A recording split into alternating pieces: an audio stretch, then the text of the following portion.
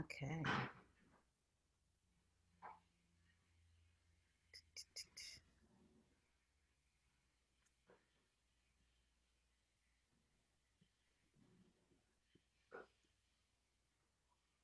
Okay.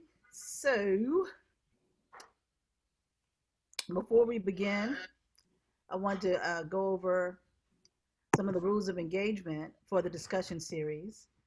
First of all, for those of you all who don't know me, my name is Monda Webb, and I'm a writer, storyteller, and a bunch of other hyphens. But I have, with the help of many other people, uh, looked to curate a series on race relations in America. So the Healing Chronicles was born probably sometime in late June when we had, and some of you were on that, doing on that event where we talked about healing and forgiveness on the fifth anniversary of the church shooting in Charleston. So from that, many people wanted to see a round two. We had a really, really good discussion, and I thought about what would that round two look like, and it morphed into why don't we have a discussion series to help blow up racism in the United States and to understand that the dehumanization of Black children, men, women is not acceptable. It has been something that's been in place since time memorial, and it's time that we stop it. We got to rip it out from the roots in order to make some kind of change and move forward. So thus, we have the Healing Chronicles, and we have about 17 topics planned, and today's topic will be the miseducation of America and why we need a new narrative. So thank you for joining. We have Miss Rhonda. She is going to help moderate and manage the guest. If you have any questions, you can tell her you have a question, or you can actually type it into the Q&A, but she'll call your name because we want to actively engage you. We want you to be a part of this discussion. Many of you are educators. Some of you are concerned moms.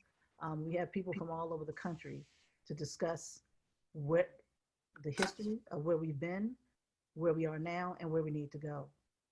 We're not always going to agree, but I think that all of us are adults and we're mature, and sometimes things may get heated. That's just the way we're all uniquely and divinely different. But we will respect one another and we'll be honest. Are there any questions about the rules of engagement? Okay, thank you. And also, just as a form of protocol, if you're not speaking, please press mute so that we don't hear any background noises for you. Thank you. This is our co-host, the lovely Rhonda Mendoza. Hello, good evening, everyone. Welcome. And before we actually begin, I wanted to take a moment to recognize Ruth Bader Ginsburg. I liked a quote that she said during her many years serving in the Supreme Court: fight for the things you care about, but do it in a way that will lead others to join you. So I look at this type of discussion series as a way that's something that many of us care about, and in order to make America a better place. So I'm very happy that you're here. Many of you probably heard the grand jury verdict from the Breonna Taylor case. It was one indictment based on a wanton endangerment for the neighbors in the development where Breonna lived. So I just want to take a moment to, I know it's been a very tense summer with coupled with Ahmaud Arbery and George Floyd and the many other men that we have seen die um, under the hands of the police. So taking a moment for Breonna. And as many of you know, we have unfortunately hit a landmark in this country with COVID 19. We have the 200,000 dead and rising. So I just wanted to say to any of you who have been impacted, who have been directly impacted, who have lost friends or loved ones, my sincere condolences. And I hope that we're able to stop, at least stop COVID in its tracks with the vaccine at some point. Not necessarily before the election, but at some point. when it has been proven to work. Okay. Um, all right. So I wanted to, before Dr. Badejo came on, I wanted to share with you a video on why uh, the Healing Chronicles. So.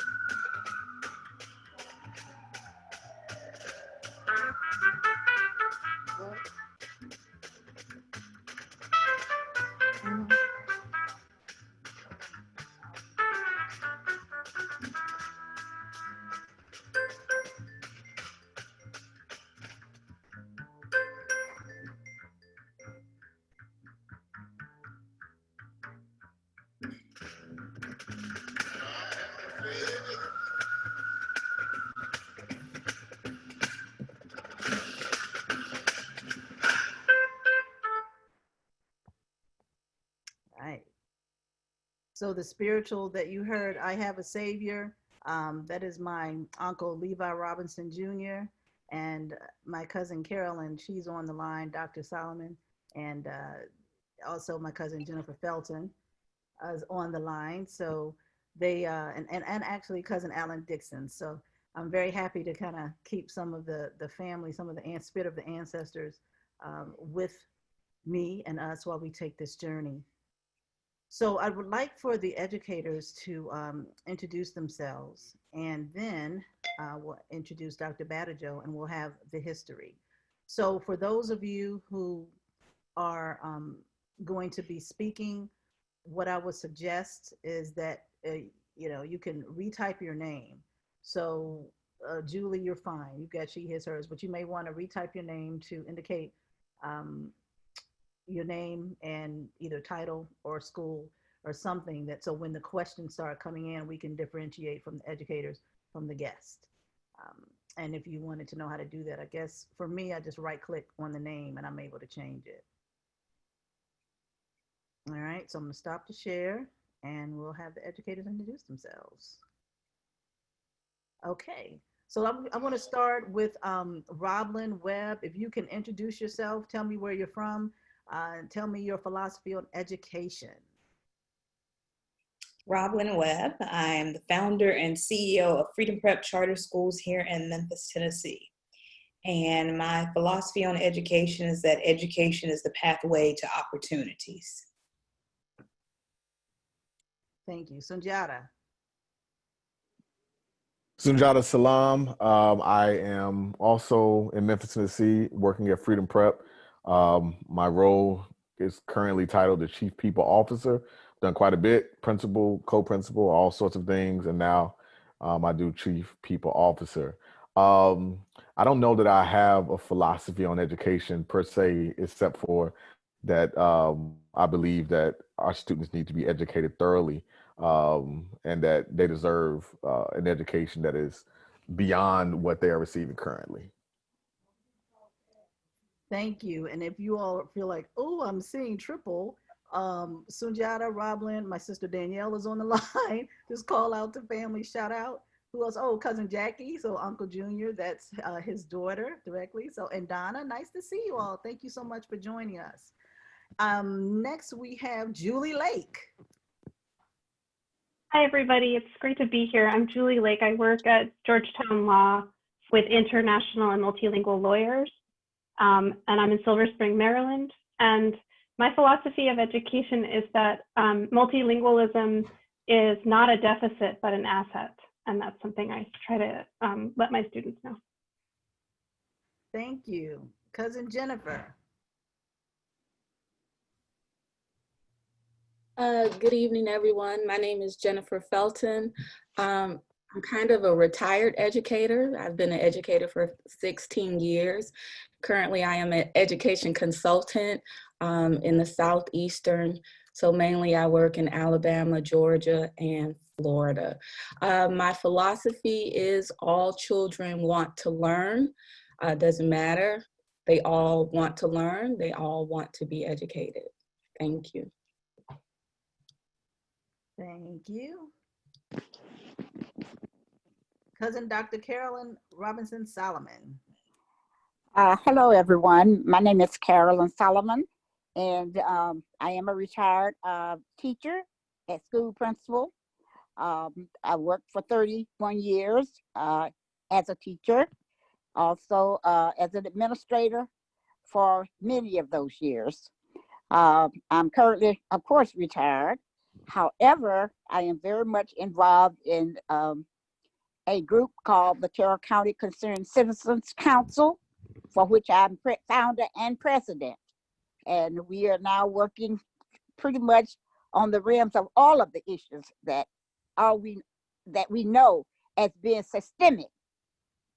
We are working on those efforts, and that is why we are called the Concerned Citizens Council. And all of these things hedge on our ability to get out and vote. And I do believe that all children not only can they learn, but not just children. I believe that learning is an ongoing process with all of us. Thank you. Thank you. Stacey Brown. Good evening, everyone. I am Stacey Brown. I am the principal at William Tyler Page Elementary School right here in Silver Spring, Maryland. I've been an educator. This is my 25th year in education. I was a second grade teacher, a media specialist, and now I am an administrator, and this is my 11th year as an administrator, my 6th year as a principal. And my philosophy, I joined right in that all children can learn. It's getting to know them and understanding them so that you can teach them in the way that they can learn. So that really is my philosophy on education. Thank you. Amy. Hi, everyone. I'm Amy Dixon Anthony. I am a PhD candidate at George Mason University. I have many different beliefs about education and its importance. As somebody who studied the arts, I feel that the arts are critical to one's learning and that a lot of kids are lost because that is their path and it's not taught and emphasized as much as it should be in education. But right now, given my focus on my dissertation, which is African-American women filmmakers in early cinema, a lot of my philosophy is around the absence of histories in our archives and how we need to look at history that we have been taught and reflect on the narratives that are being told and to consider whether those narratives are all inclusive, which we know most of them are not.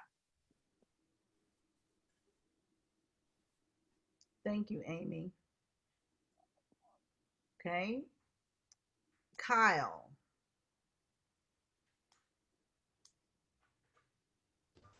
And hello, welcome.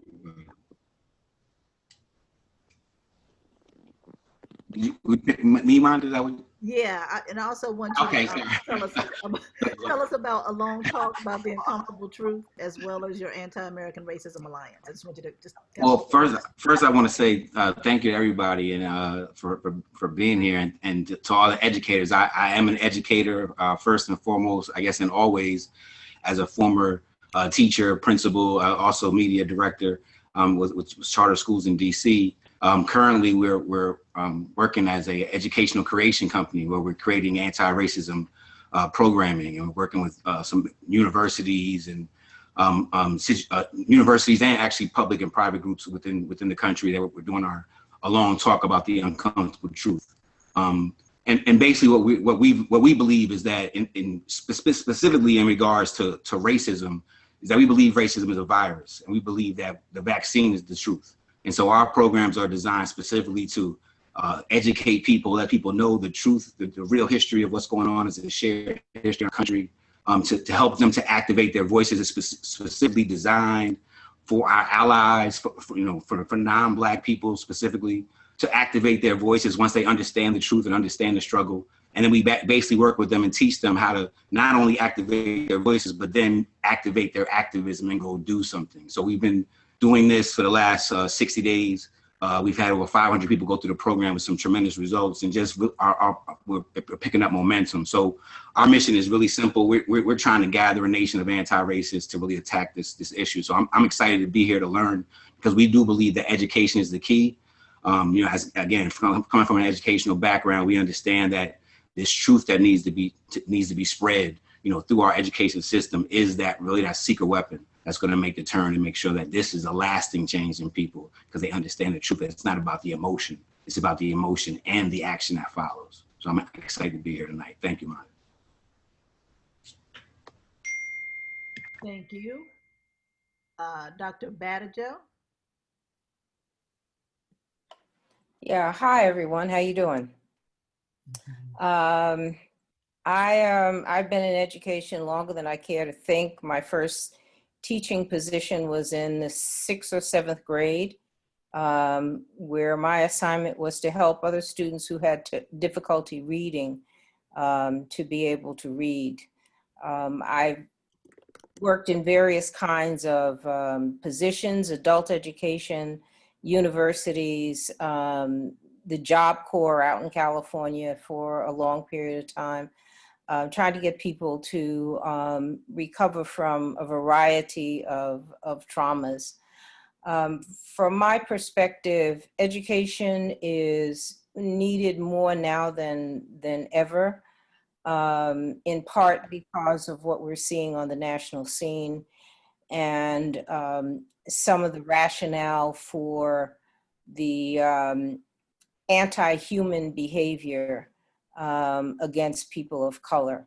And, I think that one thing we can all, at least on this call, probably can agree on, is that we can't continue as a nation or as a collective of human beings with this level of cruelty and inhumanity in the forefront of our national character. Thank you, Dr. Badejo. And before we formally begin, I just wanted to recognize, besides friends and family, some of my board members from Women in Film and Video. Robin, thank you so much for joining us, as well as board members from Wings for Joy, of which the owner, Tracy Dupree Davis, and Spring George, and Allison Hughes are on the line. Tracy, I know that education is near and dear to your heart. And also I want to recognize Brian Kelly from one of my mindfulness groups that I'm involved with, the SOAR Network. So thank you. Tracy, did you want to take a moment to speak about Wings for Joy and the recent campaign briefly? Okay, unmute yourself.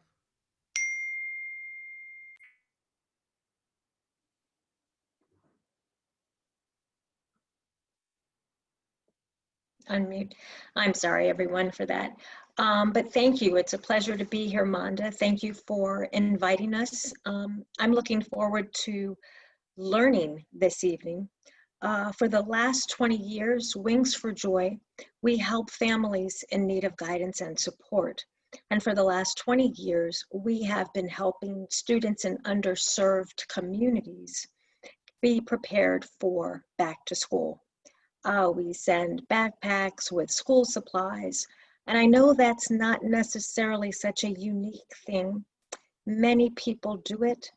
However, we realize even though many people are helping students get prepared for school and to feel confident for school with something as simple as a backpack, those supplies are so needed. And even in this, era of COVID, students, we changed our campaign to make them portable offices or portable classrooms, by giving kids everything they needed in buckets so they could flip their bucket over and turn that into a desk. So we feel that, you know, education is so important, and trying to make sure students feel prepared and are comfortable and feel that they belong, that is really key. So that's part of what Wings does. But Monda, thank you. I'm looking forward to today.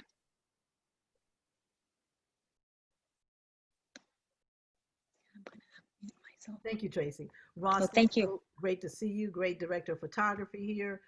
From my video world, I've got Sabrina Gray, Jeremy Bryan, Connie St. John, Linda Eady with the Denton Black Film Festival. Thank you all for being here. I want to recognize two special guests, and then Dr. Badejo will share some history with you. Dr. Sonia Clyburn, she is part of our family. She's become part of our family. She's a licensed, well, you know what, Dr. Clyburn, I allow you to introduce yourself. How about that? Thank you. Greetings, everyone.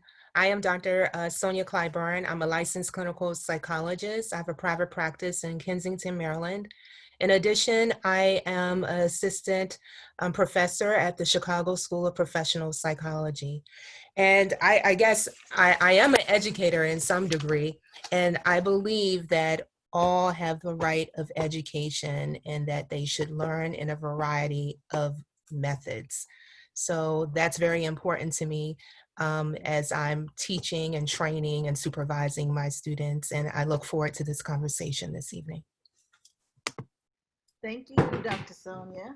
And we also have a new guest, a special guest, Mr. Omar Nguyen from the National Museum of American History. Mr. Nguyen, unmute yourself so we can all hear what you're saying. Yes, I am work at the Smithsonian Institution, American History. I've been there for 42 years. And up until very recently, I finished a 20-year stint as the director of exhibits production. So my staff builds and installs the exhibits that people come to see. I have some models that I sort of propagate to interns who come through. Serve others as you serve yourself. And I'm not an educator in the sense that I've heard people express, but my thoughts on education are excellence in all that you do. I am the chairman of the Smithsonian African American Association. And as such, I recently negotiated the creation of a special fund account to offer stipend internships to underrepresented groups at the Smithsonian. Understanding that the Smithsonian is going to be difficult to change its color, and we hope by bringing a more representative group of underrepresented groups to interns in, we can help inform what and how we create content to make sure we tell all of the stories of all of America. So that's briefly what I do there. Thank you, Mr. Nguyen. All right. Zai, Pam's good to see you guys. So I am going to turn the program over to Dr. Deidre Badejo. She was instrumental, has been instrumental in my education on Black history. Growing up in Montgomery County schools, I didn't learn that much. I didn't even realize that I should have known to ask for more.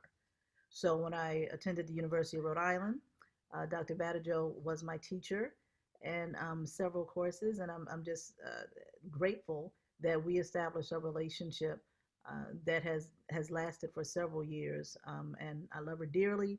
So she's Mama Badejo to me, and I am happy to introduce Dr. Badejo to share this history, Black history of education in America.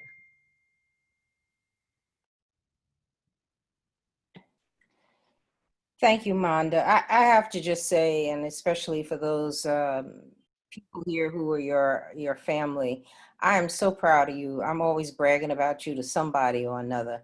I sort of collect students over the last 40 years, and I can't tell you how wonderful it is to see them mature and take on the world in the way they do. And Monda has just done an extraordinary job.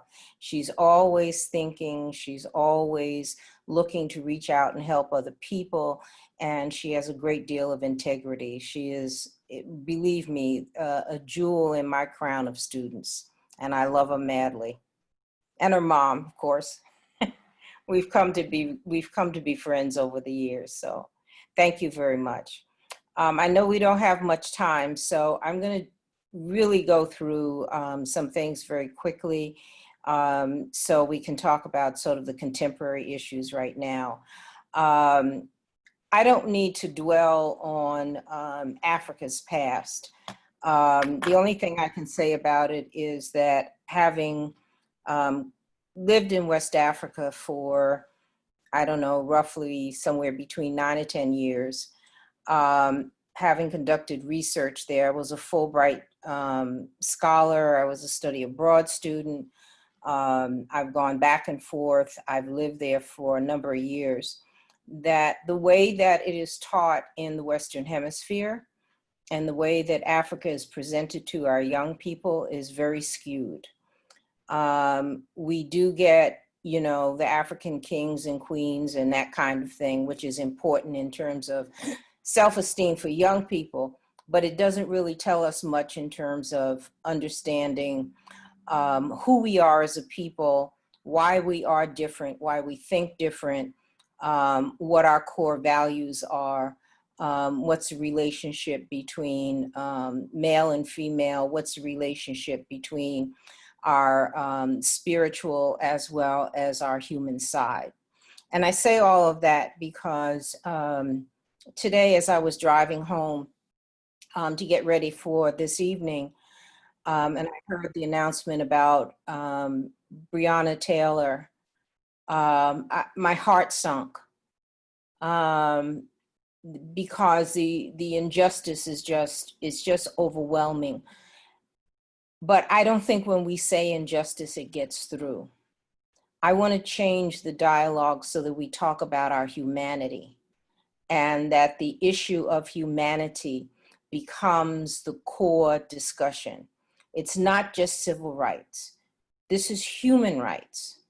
And we have a right as a people to talk about our humanity, not just our citizenship in this country, but our citizenship in the world as human beings, that we're all entitled to that right.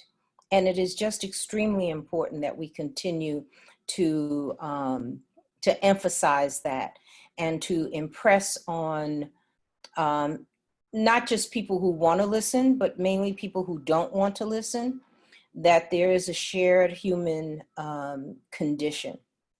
With that said, when Monda and I talked about this, I said, oh, good. I'm teaching a section on, it's a comparative history section on serfs and slaves.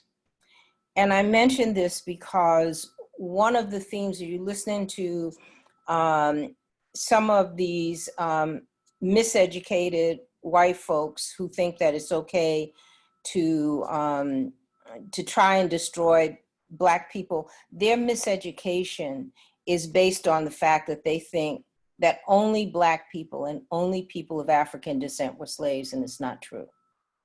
We know from the historical record that slavery came out of the Roman Empire, went right into the Roman Empire, into what we know today as Germany and the rest of Eastern Europe, which is where we get Slav from, or slaves, and into New England. Into England. What we know today is England. So there's a misunderstanding about that category and who actually was part of that category. And I think that in terms of correcting the historical record, that becomes a factor. Because as long as the burden of that experience rests solely on people of African descent, then others feel that they have a right to destroy Black and brown bodies because they're worth less than. So I think our topic tonight about how do we change the dialogue, that to me is very important. That we have to understand that even the ugliest rendition of what it was to be a slave was also the ugly condition of what it means to be a worker, to be a laborer. That these were people who were working. They weren't just sitting around doing nothing. They weren't just playing banjos. They weren't just dancing. They weren't just picking cotton. These were workers. And we have to begin to associate workers and workers' rights with the dehumanization of people in the early years of this country. Else we keep having that same conversation over and over and over and over again.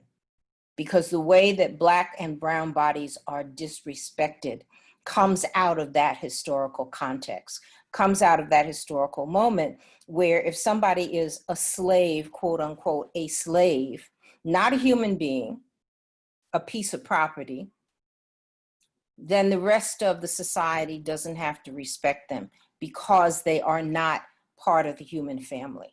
We have to change that dialogue. We have to get to a place where either we all, as was once said, we either live together as family or we perish as fools.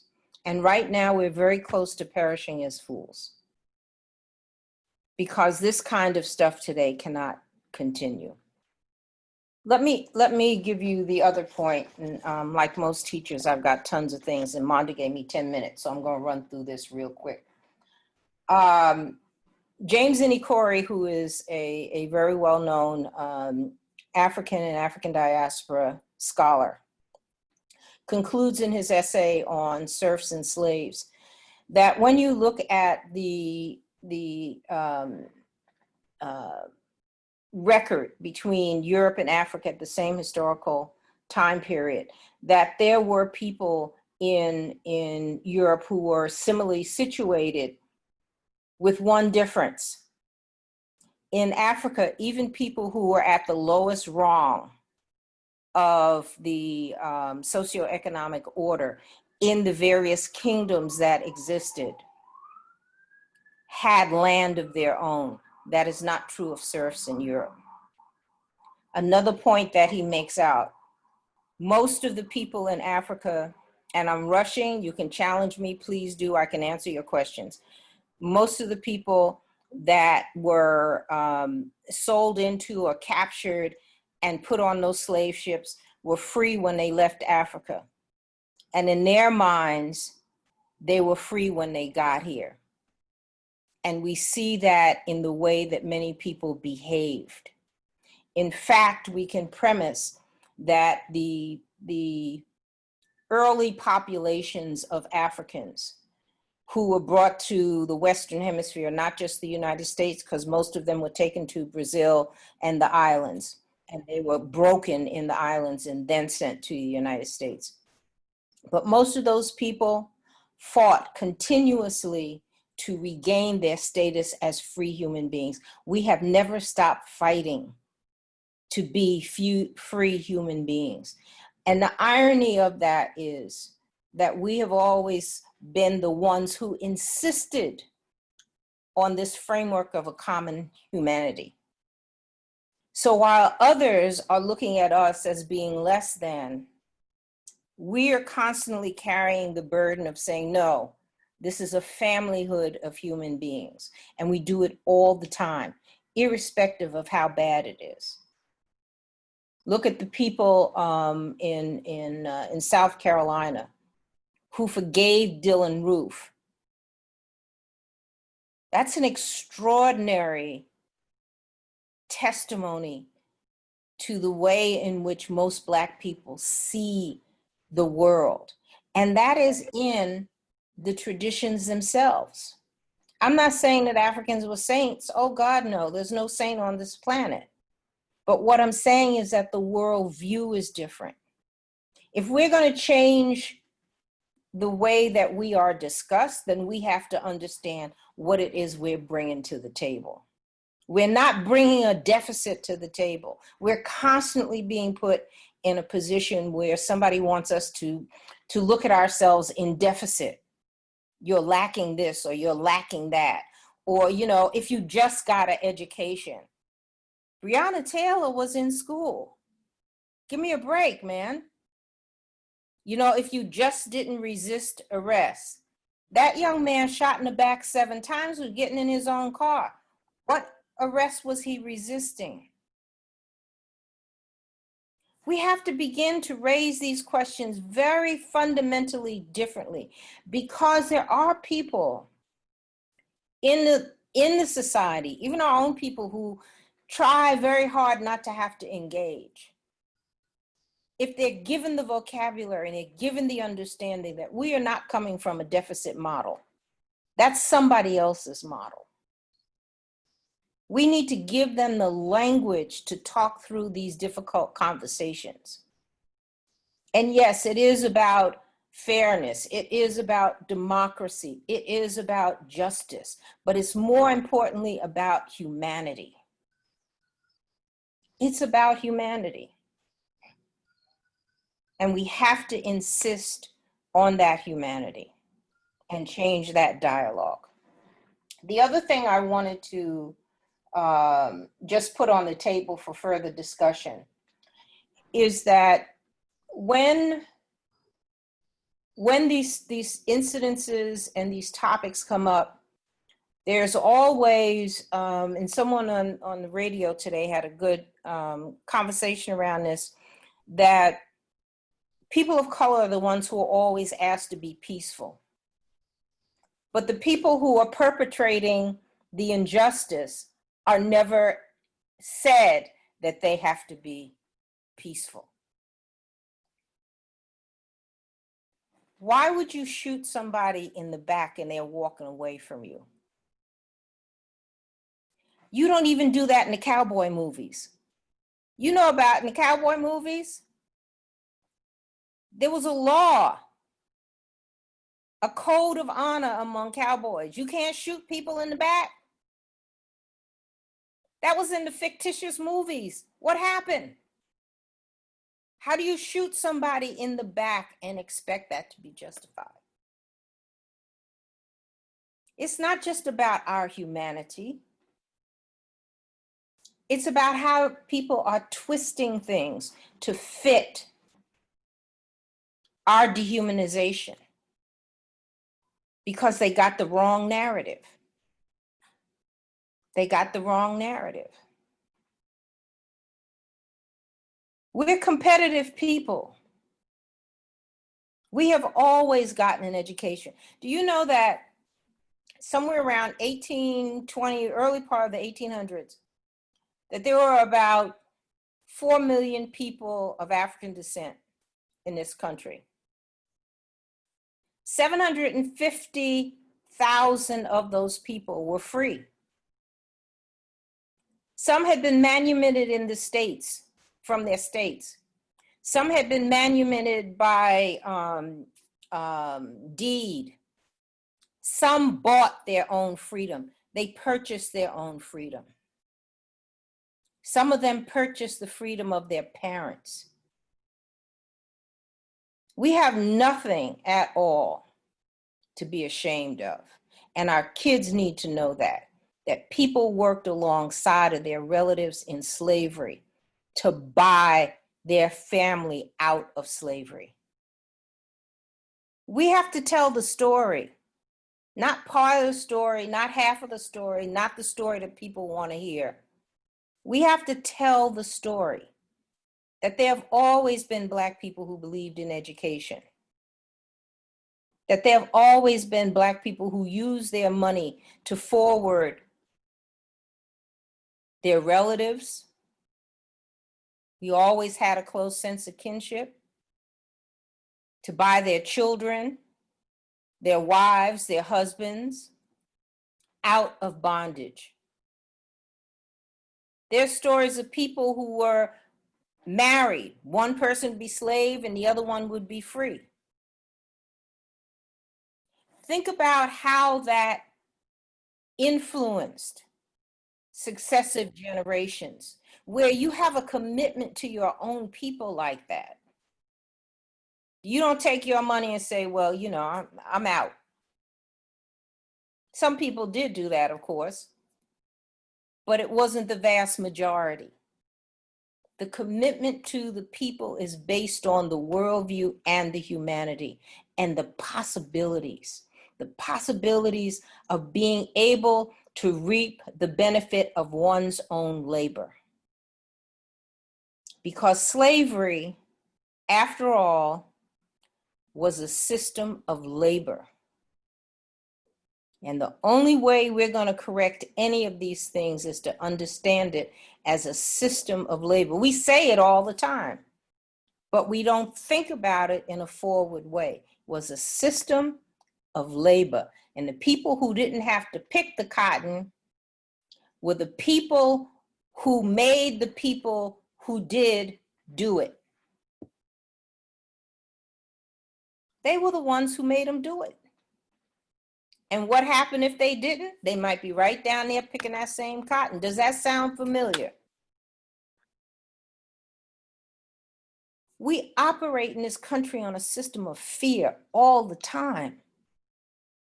And I would ask my doctor, Sister Sonia, if that is sustainable,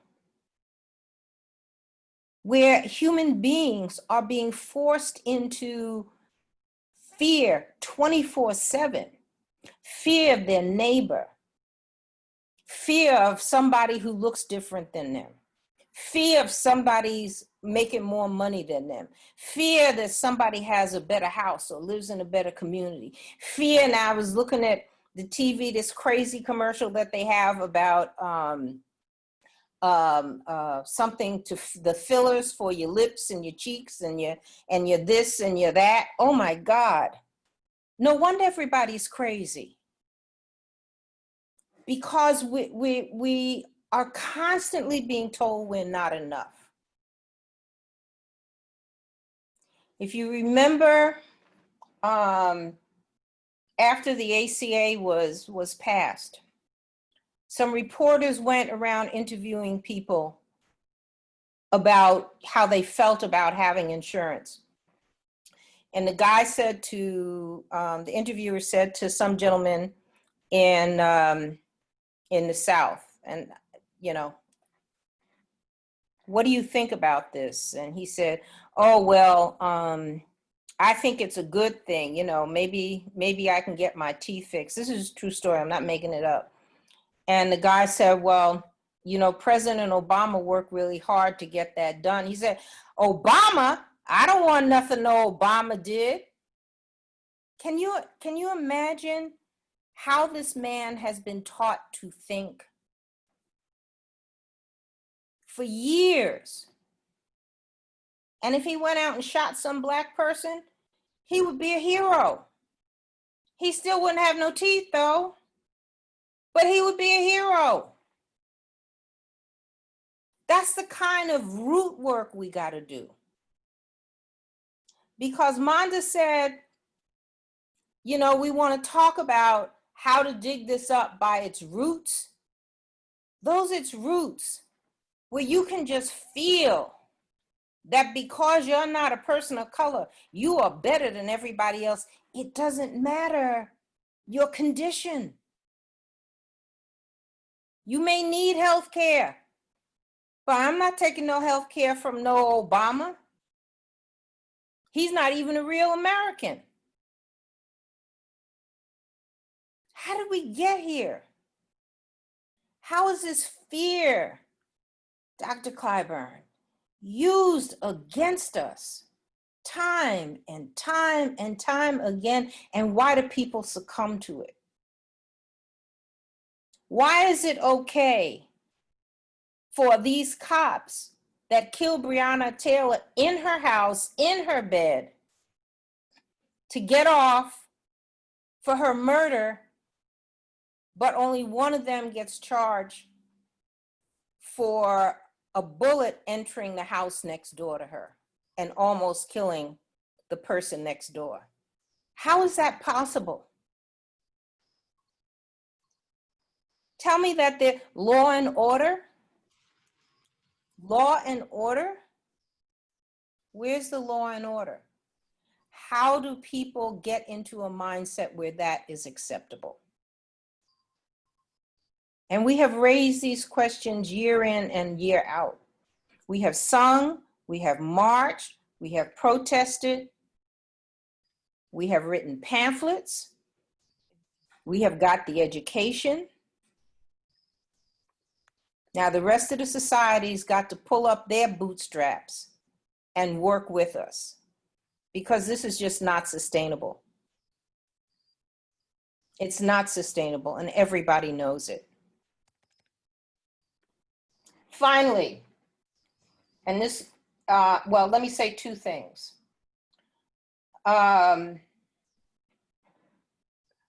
mentioned this issue of work in progress because Black people have always been targeted for their willingness to work. Always. Or willingness not to work or to be forced to work. You know, our prison industrial complex is cheap labor. We know this. We see the research. How is that sustainable? How is that humane? These are the questions we have to raise. Oh, and by the way, if you can arrest enough people to make furniture or grow your food or put out the forest fires in the West, then you don't have to hire other people to do it. So we have to change that conversation.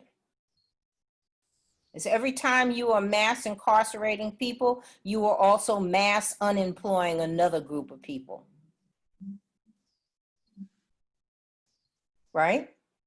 Isn't that the truth?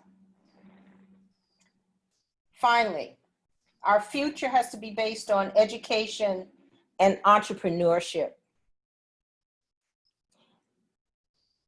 And the only way that we can do that is to expand what we're looking at.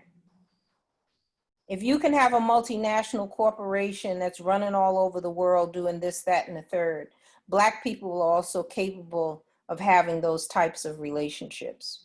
We can build international organizations. We can feed our own. We can feed everybody else too, anybody else that wants to be fed. But we have to begin to look at things differently. And I'm not suggesting by any stretch of the imagination that we just consider abandoning this fight here, because we got too much blood in here. We got too much blood. We got too much skin in the game.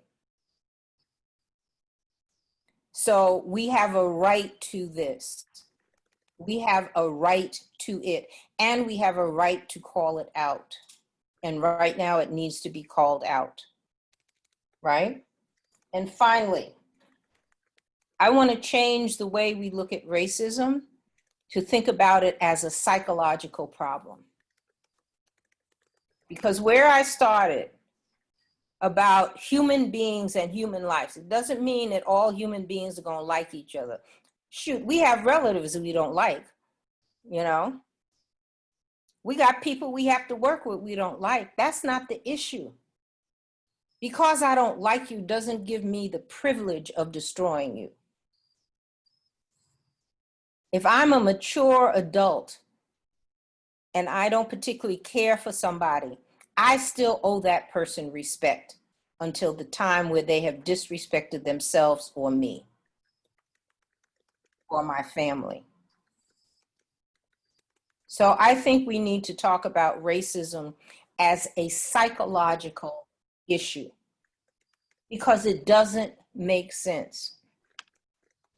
You know, at the height of segregation in the country that prides itself on being the wealthiest in the world, that there were places in this country where they were paying 2 salaries for one high school that was integrated.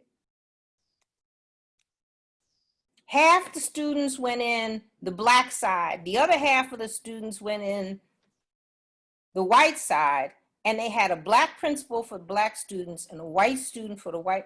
Look, I saw this. I went to the school. I talked to these people. It was insane. Racism makes no economic, political, social, or human sense. Let's change the discussion. If we can't convince people to behave like human beings, we can ask them to question their own sanity. I think we can do that and do it well. The second part of that is that racism historically in this country is used to control whites as well as blacks. And we have not made that clear. And we need to make that very clear. Because white people are put in several positions. One, they have to be part of the people who enforce racist policies. That's a lot of energy, and it's a lot of negative energy. Two, they have to hide someplace so nobody asks them about it, whether they agree with it or not.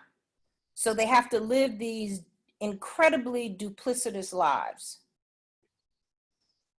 And three, there are those who want to step out, as we have seen over the last couple of years in particular, where there are multiracial groups around a variety of issues, not just the police killings, but a variety of issues in this country where you see people thinking about these things very differently. And that's encouraging. That's very encouraging. But white people are manipulated as much as Black people are manipulated through racism. And we have to put that out front and center. Okay, so I'm going to stop there because I'm looking at the time. And anything else, Monda? No, well, I'm sure there's going to be a lot else. Someone said, can we extend the Zoom call? So we'll keep the time, but for those who may want to stay after, I'm going to keep the meeting open for discussion's sake. So thank you, Dr. Badejo. All that was extremely important, and then some. And, you know, with regard to the man with no teeth, Mom reminded me of a quote by President Lyndon B. Johnson, who said, if you tell the poorest white person he is better than the Negro, you can pick his pockets for the rest of his life. Right. And, you know, I don't think at this point we're interested in picking pockets. We just, you know, we want to have the fairness and the equality. And, you know, there is so much with even though, you know, with 1954, the 1954 Brown versus Board of Education, there's still a lot of schools that are primarily Black, all Black, here in, I know, in DC, Chicago, all over the United States. And so then does that not mean that they're getting the best of education? There are people who are looking to do different things. There's someone on this call, Sonia Clyburn, who homeschools. My sister has created a charter school. So there are some people are looking to do different things to try and have the best education for our children. So the chat line, I mean, the chat seems to be blowing up. Rhonda, I'm going to have you manage that, and then we can open up the conversation to those who wanted to talk about where we are now. And then about 8:15, let's talk about some solutions. Thank you. Okay, great. We have Spring George mentioned what Dr. Badejo is speaking to is the answer that people don't understand as to how the Trump administration is able to do what it's been able to do. And then Danielle Shanklin mentioned free labor, legal slavery. Barbara mentioned that there is also practice of excessive fines and fees placed on people of color to fund local budgets. Prosperity Now has a report on this topic. We have a couple more. Vanessa Maddox mentioned that racism is absolutely a mental illness and should be treated as such. We have Dr. Clyburn that said definitely a psychological issue. It deals with perception and motivation. And Mr. Jean-Baptiste said great conversation. We also have Ross Stansfield that said Monda and all, it's after 3.5 years of filming. We also have a mention of our film Resisterhood, which is on Amazon. So for those who, Ross and the Resisterhood, yes, if you could put the links in the chat, that would be great. And Barbara, if you can put the link for the Report for Prosperity Now, if you have it available, or even the PDF itself, which I think you can put in Zoom, that would be great. So Dr. Clyburn, I know that Doc mentioned you a couple of times, and I know this is a sweet spot for you. And if you could talk a little bit about, I think from a psychological perspective and as well as a DNA perspective of the impact on people being against the law for them to learn how to read and still persisting with education. And then, today we have these major gaps in testing with Black students. Are they being set up to, or are we being set up to fail? So if you could talk a little bit about that, and then we'll open it up to the educators. Sure. I think nothing has been lost. It is with us. Every new experience is interpreted through the lens of the past. I'm so interested in one of my research topics are intergeneralization trauma. And as Dr. Badejo spoke about, there is a such thing as cultural paranoia. There is such thing called a threat, always being hyper aroused due to collective historical trauma. I think as we move towards being or having an expansion of our consciousness, we have to identify the collective memories of both people, all people involved. What does it mean to be an enslaved person and having your offspring, then having collective memories of what that may look like, that in turn may impact their learning, their parenting, their relationships. So intergeneralization trauma is common, and we have to take that into account, even with students in the school system, how they've been, like you said, Monda, how they've been evaluated. What is their response to trauma? All of these things that are happening in our society currently, how does it impact people? How does it impact their perception, their motivation? How does that even go back to generations in the past? What were things that they did? Yeah, we can say we're resilient in some areas. However, what are we doing now to sustain ourselves? Another point that Dr. Badejo spoke about was slavery is a system of labor. Yes, we have to continue to think about slavery not only in the sense of labor, but how it shows up at institutions, how it shows up in educational systems, how it shows up in many different systems in our society, and the breakdown of that and how it impacts everyone. We speak about the dehumanization of people, but we really have to have challenging conversations about, what it is to be human. What has happened in our past that has impacted those. I've read a book called Medical Apartheid. I don't know if any of you all have read that book, but it talks about the atrocities of people of color based upon medical procedures throughout the 18th century, 19th century, I believe. And it has continued to happen. And what does that even look like with COVID right now in terms of education and things of that sort?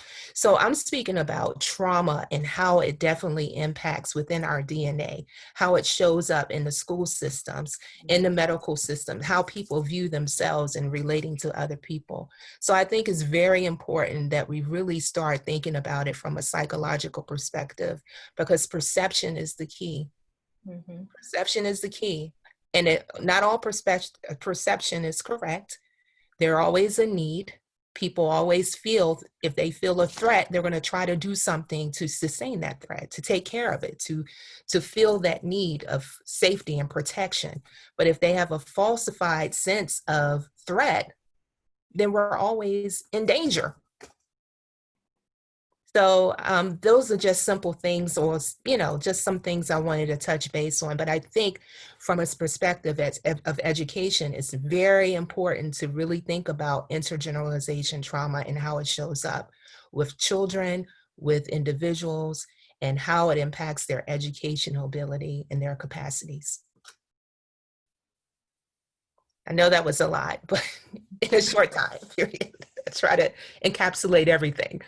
Thank you, Dr. Sonia. And speaking of children, Linda Staley is here from Global Collab. Linda, did you want to share with the group about Global Collab and what your teams are doing to fight racism?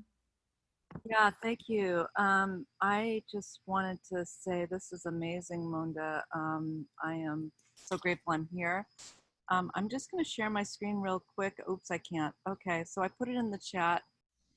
We started at the Global Collab Network a hub, which is virtual for teenagers all over the world to work on racial justice issues. And it's led by Asia Nunez, who Monda knows well. A local team here in DC and another team in Dubai, UAE.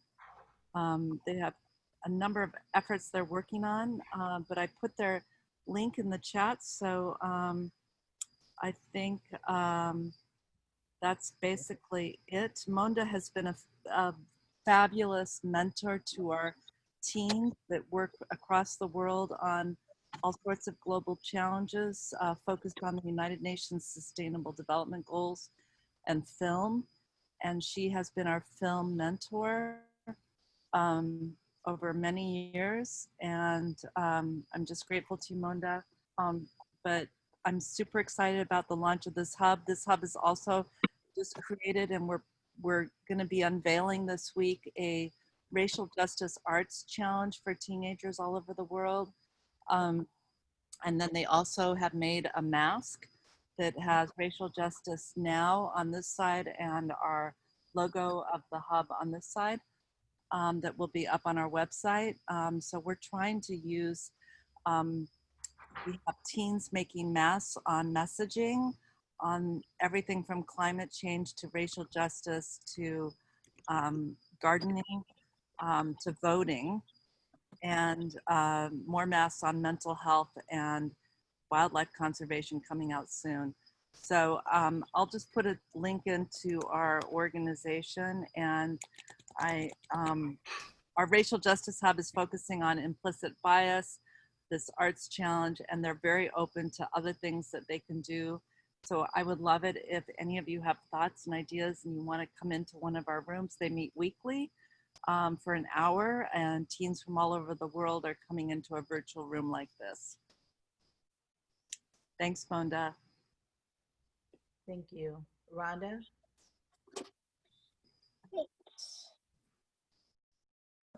Hi, I'm on live. Great. We also have Amy Dixon Anthony from George Mason University, which is our PhD candidate. And she mentioned that we need to recognize that race is a construction used to create divisions within society to control society. Therefore, we need to educate younger generations. And don't believe the hype.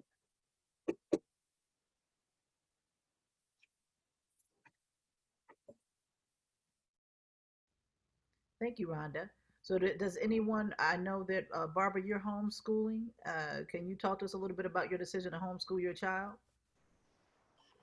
Yes, so thank you, Monda. We have been homeschooling for about 6 years, and I was not homeschooled as a child, but I was encouraged to learn all the time. And so I think the decision to pull my kiddo out of private school when he was in the 4th grade was probably one of the best decisions I could have made. I'm not saying it was easy, but it was probably the best one I could have made. And we decided to do that because what we noticed is he was on honor roll and he seemed to be enjoying school, but it also felt like he was just checking boxes, right? Checking boxes to pass a test. But later on, if you were to ask him about something in school, and I don't mean quizzing, because a lot of times we will get on this kick where we're almost just rattling off a bunch of questions to kids as if they're supposed to just regurgitate A and B answers. But I mean, if I were to ask him to think a little deeper about something that was discussed, I felt like that was missing, right? A lot of that's because in a traditional school, which I was raised in, there's not a lot of time for that discussion because they have to get on to the next topic. So when he came home, what that allowed us to do was to explore the city. I live in DC. I still think it's Chocolate City. So I was raised in DC, and in DC there are tons of museums. We also pull books off the shelves, and we're reading rich biographies. And I think that's a wonderful way to learn history instead of in a textbook, is to learn, to read the history or the biography, excuse me, from a person's perspective, and compare the perspectives from different people in that time period. So I will say it's one of the best things I could have done. I know that that decision may not be for everyone, but it was for us. And I think that is the wonderful thing about where we live, is that we do have a choice. And so I think when people say, well, I could never do that, I don't think that's true. I think you can, because I believe when we were talking about the educational philosophies, I believe that learning happens all the time and everywhere. So it doesn't just stop because you walk out of a school building. It doesn't just stop because it's now after 3 o'clock. It happens all the time. And that was the wonderful thing about coming home. I also get to learn some things again, because we as adults, we don't often want to admit this, but there's so many things that we didn't learn in school. So we are quick to quiz kids on certain things, but if they were to quiz us on something they know that's contemporary, we probably wouldn't be able to answer that question. Yeah. But it has given me the opportunity to learn some things that I didn't learn, because again, you learn based on the county you grew up in, the state and city, the period of time. I have coworkers who are proud to admit, and I don't want to say proud, but they can easily admit that they had never watched Roots, never. So I have coworkers that grew up in the state of Texas and they never watched Roots. Well, if you were to ask this child, being a product of a public school in Chocolate City, when Roots was coming on, we got permission slips from our teacher to allow us to stay up late so we can watch the whole saga for 7 days or 5, how many of the days, it was forever. We could stay up and watch that every night and then discuss it in class, right? So again, I wanted to provide my kiddo with a buffet, and that's the best way that I can explain it. A buffet of learning experiences. Someone said something about, I think it was Dr. mentioning that there are a variety of ways and techniques to learn. And so the beauty of doing it at home is that I'm not beholden to a school board, a budget. Well, I guess I am beholden to a budget because it's not like it's infinite over here, but I can be a little bit more flexible. And again, we also do a lot of field trips. And so I'm just enjoying it as much as he is, because it's keeping my brain sharp. It's allowing me to grow in ways that I had not even imagined. And it's allowing me to learn all over again. Thank you. Cousin Jennifer, any comments? Robin, Sunjata? Well, my comment, first of all, that was a beautiful testimony about homeschooling. My comment would be to go back to to the original question. I think it was, have we failed? Has the education system failed students? And I just want to say, I think the answer to that is no. The education system has not failed students. I think we have failed students as a collective. So many of us have turned over the education of our children to a system. And the system is doing what it was designed to do. It's not always going to do that the way we see fit. But I think once we turned over the responsibility as a community, as a collective of Black people or people of color, that's where we failed our children. we turned over their education, their future to someone else. And when I'm listening to everything that's been said, I'm not quite sure who said it, but someone mentioned, and it may have been Dr. Clyburn, that we're constantly carrying this feeling of a threat. We're always feeling as if we're in danger. And so I want you to couple that with going into a school system that was not really made for you, with a feeling of always being under threat, of always being in danger. And I want you to understand what that does to learning. And so I'll stop right there.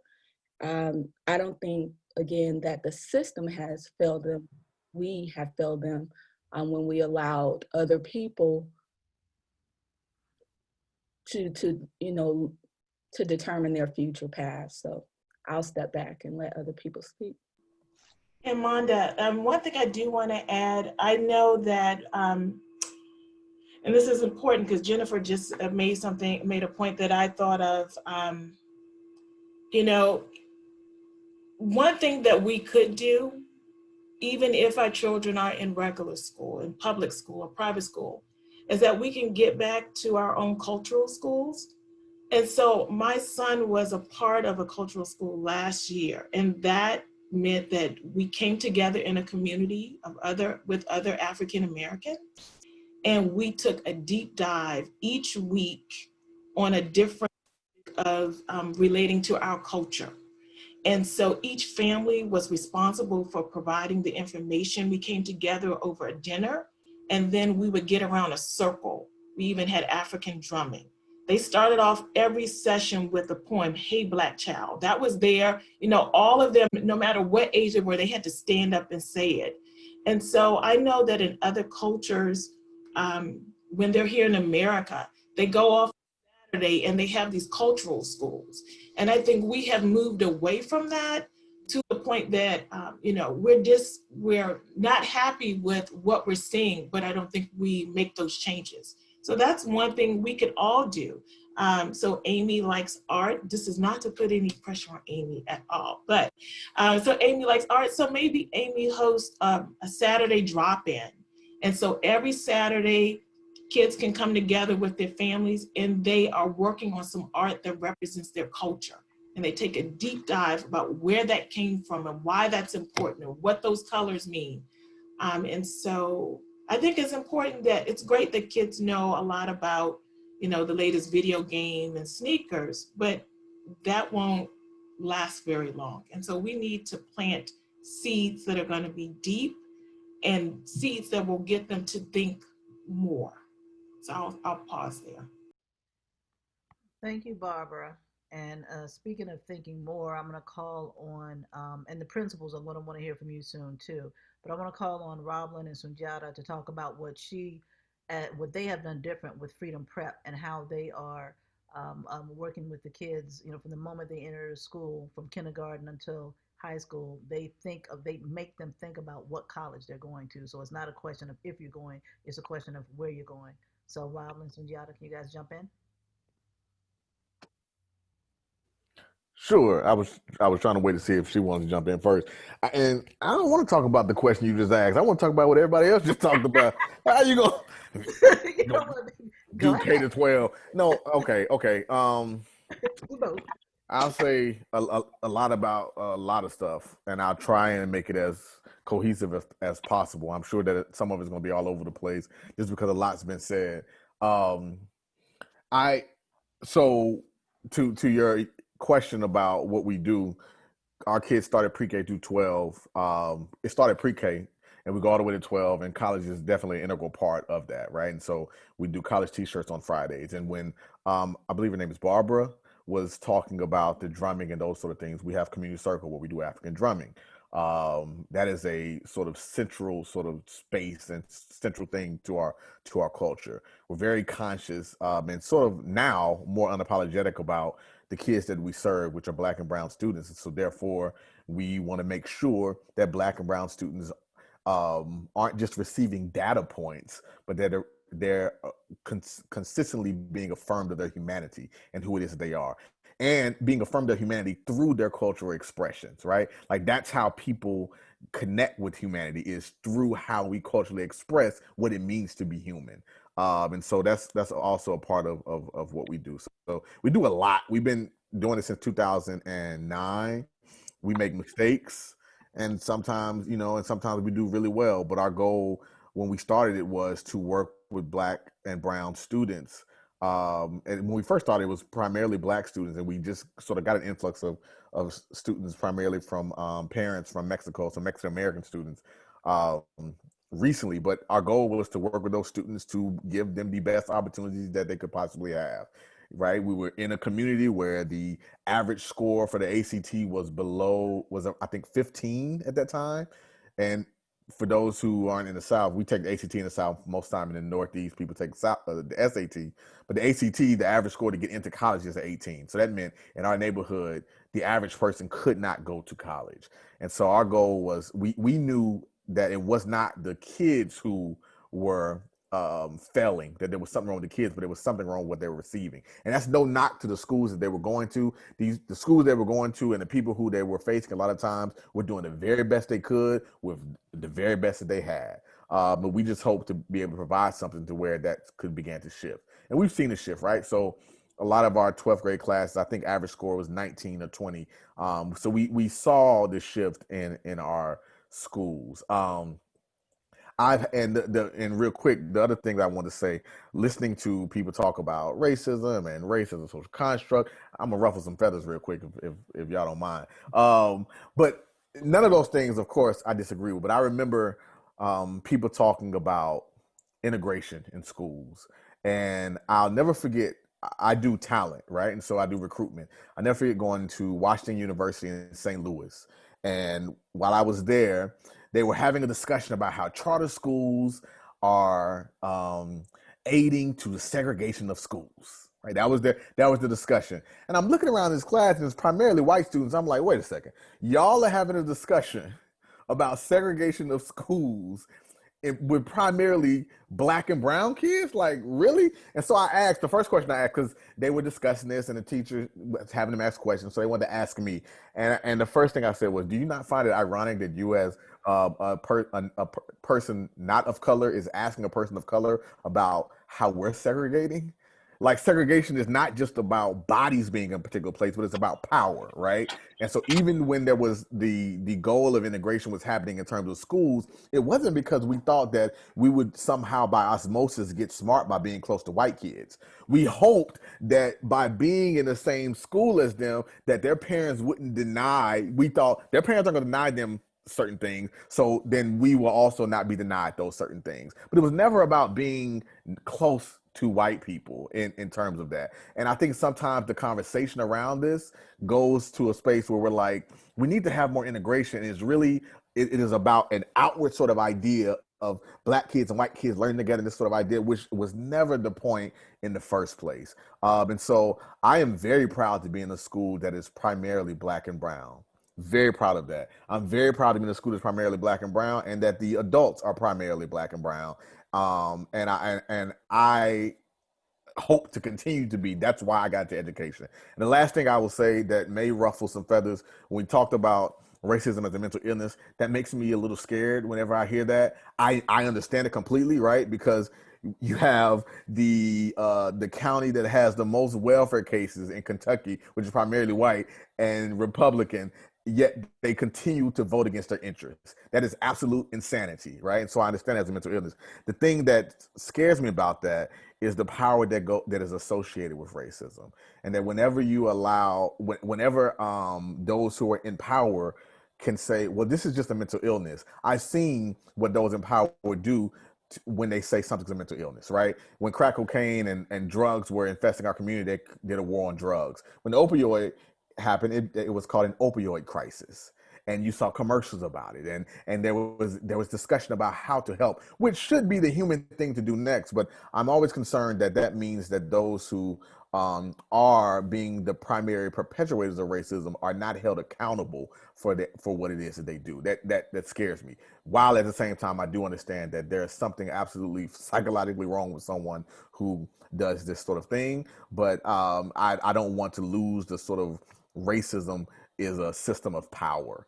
And when you make it individual, then you take away from the fact that it's more systemic than it is individual. So I fear that a little bit, man. I think that's all I gotta say. I hope I answered the question. Thank you. You're welcome. Roblin? Yeah, I don't really have much more to add. I saw the question about the purpose and intent of including the drumming. And that is really just to bring everyone to the community. So in African communities, there is djembe drumming to bring everyone knows that's the call to come to the community when we have community circle. The only other thing I would add is we talked about schools and schools being systems. And the interesting thing, and we also talked about everything we want schools to do and the things we are able to do. But we also have to think about when running public schools, and there's some public school principals on here. The challenge we have is we want to do everything for every child. We also want to bring cultural awareness, and we do that at Freedom Prep Charter Schools through Community Circle. We do a class called Liberation Arts, which talks about race, gender issues. But we're also tied by the system. So with a charter school, we have to make certain scores. Our kids have to meet certain metrics, or we can be shut down. And so the challenge that we have, and it's a constant push and pull, is that yes, I want 100% of my kids to go to college. All 4 classes of Freedom Prep seniors have been accepted to 4-year colleges and universities. And I want them to know about their culture, and I want them to be aware and push social justice. And so it's a constant push and pull to try to do all of those things at the same time and remain relevant and remain open as an organization and an entity.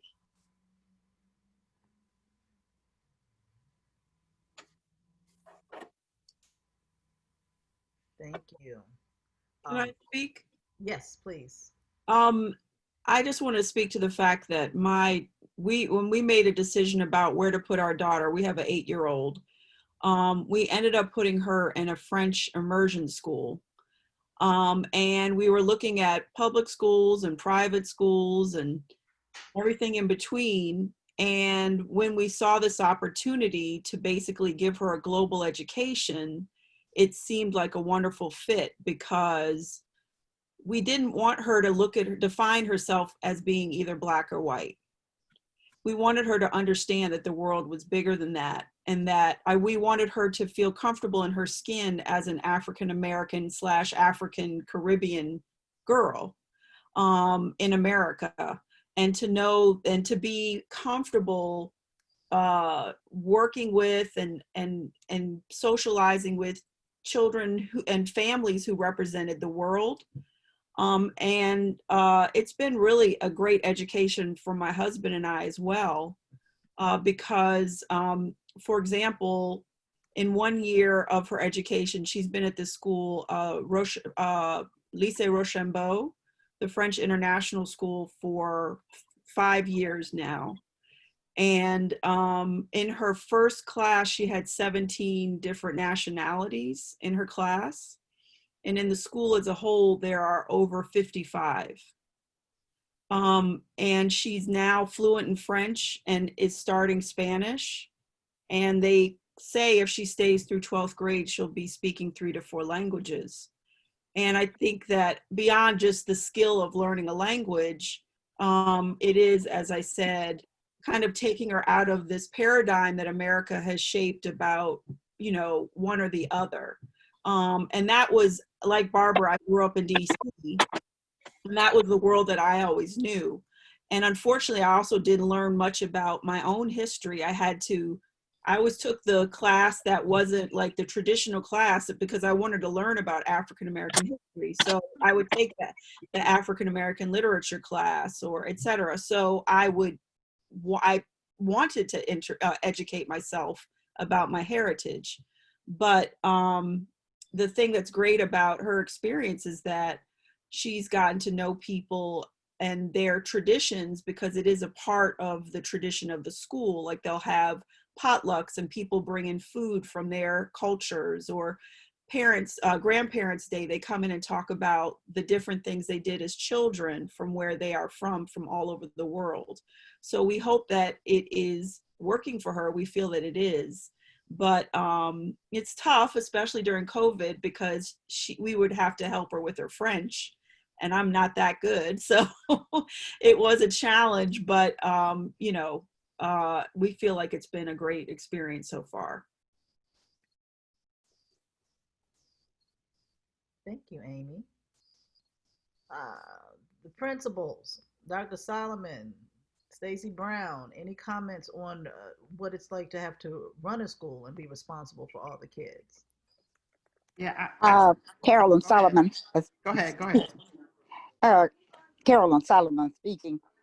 One of the things that I thought about as we all shared, you know, our views on various things, is that we all bring, of course, different ideas to the table. We bring different experiences to the table, backgrounds, and so forth. And looking at myself, the first time I was in an integrated school was when I went to college. And during that time, as I have come up, you know, finishing high school, as a worked as a teacher, my first school was a very affluent school. But at the same time, what really helped me a lot, you know, as a teacher, was the interim self-study for Southern Association of Colleges and Schools. And so that allowed me a chance to actually look at the demographics of the school, the entire culture of the community, and things that surrounded what would be termed education as we look at it. But then as I have come through all of that and looked back on that and listened to all of the topics that we have covered tonight, it only brings me back to what we are speaking about as very, very important and very, very humanistic. What we know, though, is that much of this comes down to our voting process and cycle. If we vote, that would give us more autonomy to do some of the sub kinds of things that we are speaking about as issues. And that is why I said early on that these things are very, very systemic. They take different routes, some good, some bad. You know, when we talk about the private school, I worked in public school all my career, but my daughter attended both schools. She attended private and she attended public school. But the only reason she attended private school at the time, there were no after school, because my husband and I both worked. So we had to have an opportunity for after school care. So during those early years, she was in private school. But then after I looked over the whole thing as a principal, you know, looking at curriculum, looking at even down to the library, all these kinds of things, even down to staff development for the teachers and the staff. When I looked back over it, I believe that my daughter would have been well in the public school where we are. And I was working in Volusia County schools. We lived in Ormond Beach, but the point of the matter is that there was, during that time, there was a lot of money going in for staff development, for teachers, things going in for students, just a lot of opportunities. However, during my last few years as a principal, I asked my superintendent to allow me to go to one of the rural schools with about 77% Latino and about 30% African American, and the remainder were Caucasian. And it helped me to be able to take a look at where my students were coming from. I had an opportunity to actually go on the bus routing to see where our students were going to be, where my students were going to be coming from, because that helped me as a rural person myself. My background is rural. It helped me to understand those students and where they are coming from. When the bus rolls up and those students, if I don't see Johnny, I don't see Mary, then I said, I can understand there may be a problem there.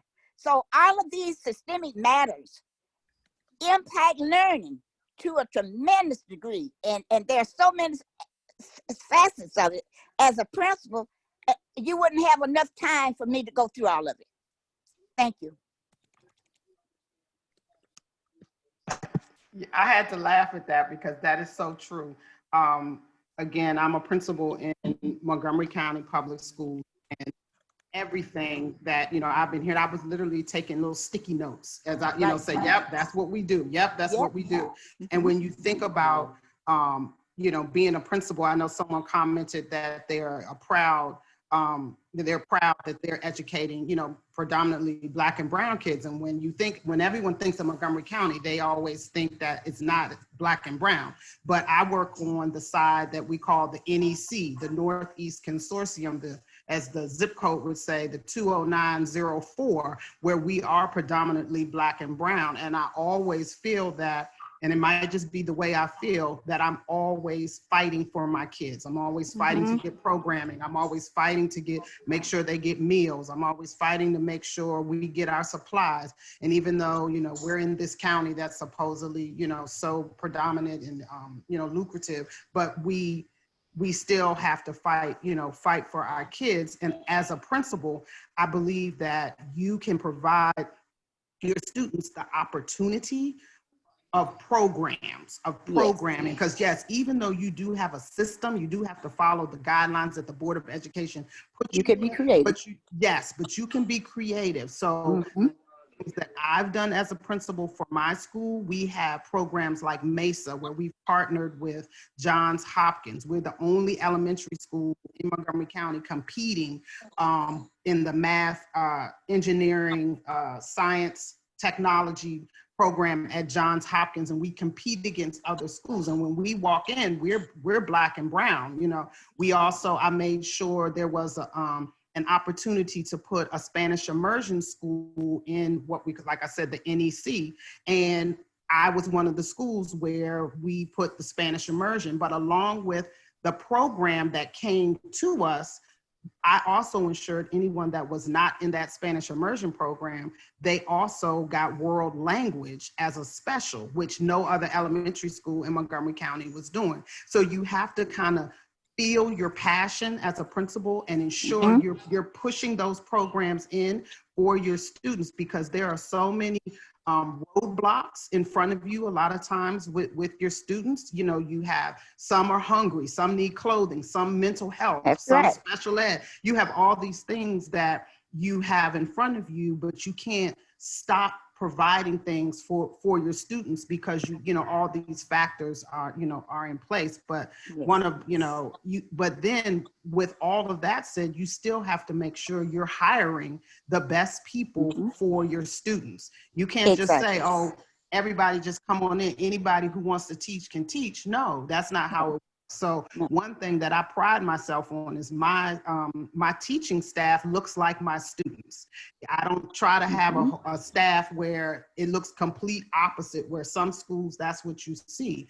And along you ground, you can teach. So you also have to make sure you're going in and you're ensuring and providing training for your teachers on things like we had this afternoon. We had equity training where we talked about how are we going to have these hard conversations with our students? How are we going to give them information about this dual pandemic where you have COVID on one side, which is impacting the 20904 much differently than it is in other zip codes.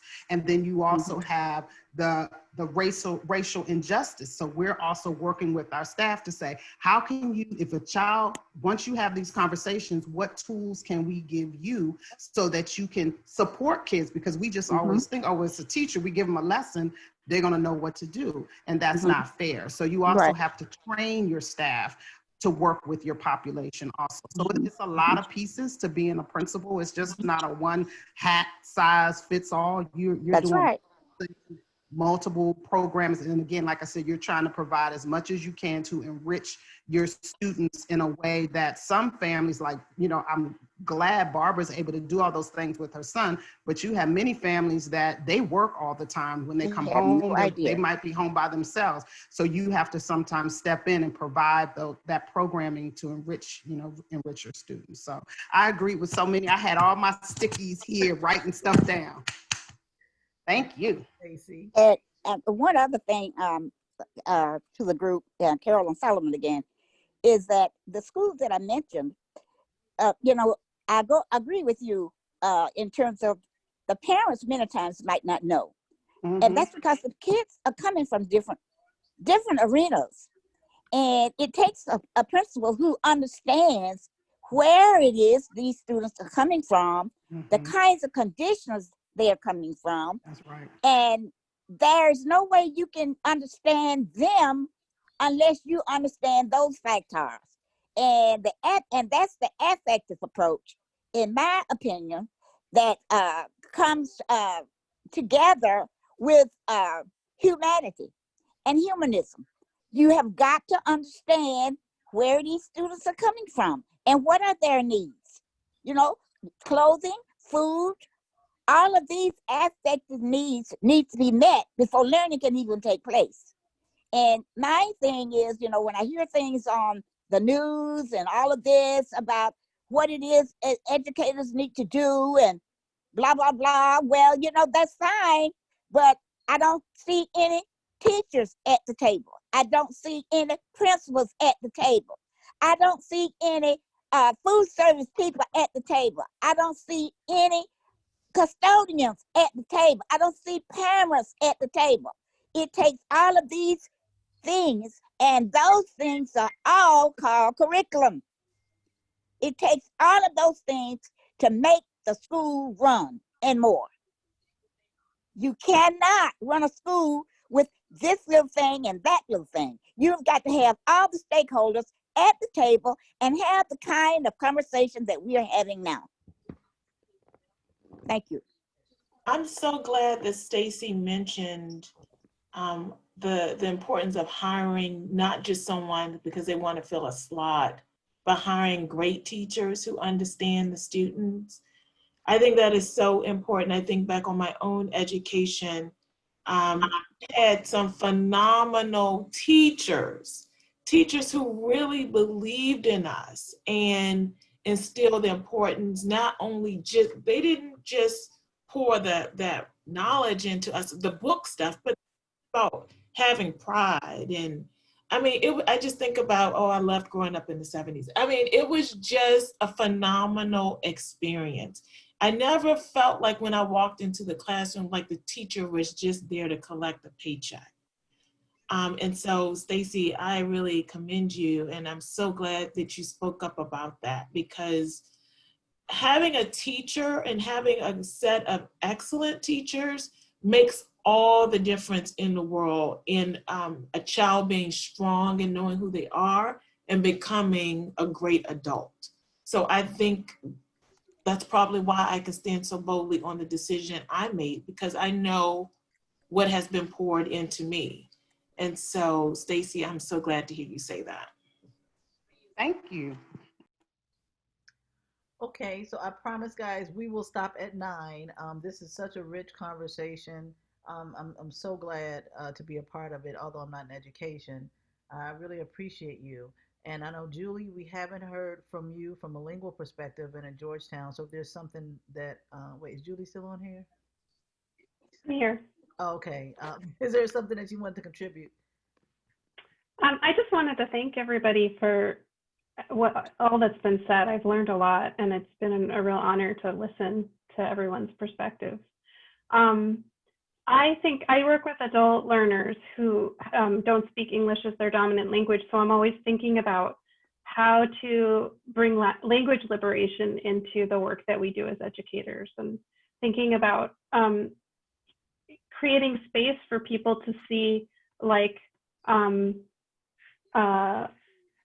like Dr. Badejo, am I saying her name correctly? Yeah, said about this deficit model, that we really need to think about it as an asset. And so I'm trying to always give students the space to see that when they have these multiple languages and they come from these multiple cultures, that they're bringing something to the table that's unique and that enriches everyone around them. So that's just something I've been thinking about. And I've been thinking about how to teach English, which is a dominant language in the world, in a way that's not colonial and not sort of bringing this perspective of supremacy of language. And it's not something I figured out, but I would love to hear from other people about that. That's something I've been thinking about.